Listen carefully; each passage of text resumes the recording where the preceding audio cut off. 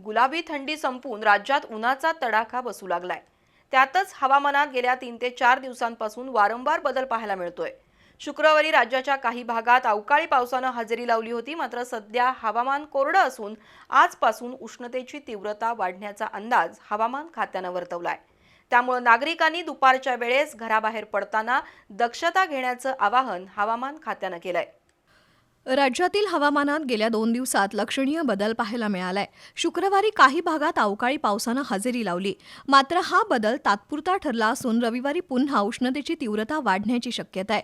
21 February रोजी नाशिकसह उत्तर महाराष्ट्रातील काही भागात हलक्या स्वरूपाचा अवकाळी पाऊस झाला। काही ठिकाणी ढगाळ वातावरण तयार झालं होतं। दरम्यान 22 फेब्रुवारीपासून राज्यात पुन्हा कोरडं आणि उष्ण हवामान वाढण्याचा अंदाज आहे।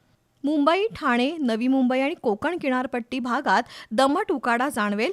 पश्चिम महाराष्ट्रातील पुणे, सांगली, सातारा आणि कोल्हापूर परिसरात दुपारच्या सुमारास कडक उन्हाची शक्यता आहे, तर मराठवाडा आणि विदर्भात उष्णतेची तीव्रता सर्वाधिक राहील। आज सकाळपासूनच तापमानात वाढ जाणवेल।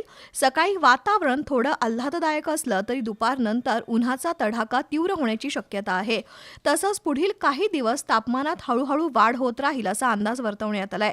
राज्यातील सर्वसामान्य नागरिक, शेतकरी, विद्यार्थी तसंच सतत उन्हात काम करणारे कामगार यांच्यावर वाढत्या उष्णतेचा परिणाम जाणवू शकतो।